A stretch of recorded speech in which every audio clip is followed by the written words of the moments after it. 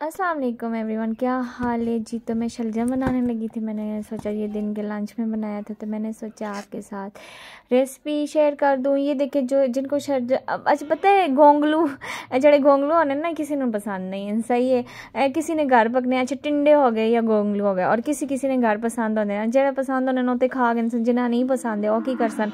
और दे वास्ते मेरी रेसिपी आप इस तरीके से बनाएं। अगर ना कोई खाए तो आप मुझे कहना। आपने प्याज लेना, ठीक है ना, उनको बॉयल कर लेना। जो शलजम है आपने अच्छी तरह उनको बॉयल कर लेना।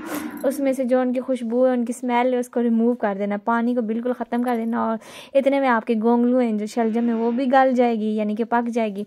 उसको आपने अच्छी तरह मैश कर लेना। उसके बाद आपने जैसे सालन का मसाला बनाते हैं, सेम उस तरीके से उस प्रोसीजर से मसाला बनाना है, ठीक है ना। मसाला बना के अच्छी तरह मसाले को भून के उसके अंदर आपने वो जो मैश किए हुए शलजम है ना वो डाल देने।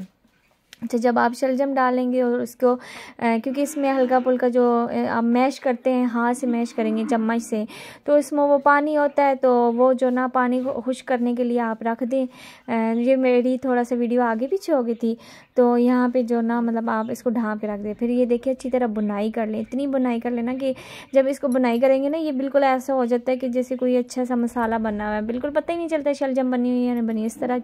इस तरह से आप अगर आप इस तरीके से बनाते हो ना, तो आपके बच्चे बड़े शौक से खाएंगे। और भी जिसको नहीं भी पसंद है ना, अगर जैसे बाज़ लड़कियों को भी नहीं पसंद होते, बाज़ लड़कों को भी नहीं पसंद होते, तो अगर ना खाएं तो आप मुझे कमेंट करना। वैसे मुझे तो बड़े पसंद है, मेरे घर वालों को भी पसंद है, क्योंकि कोई खाता ही नहीं था। इस तरीके से मैंने बनाया तो सब खाने लग गए।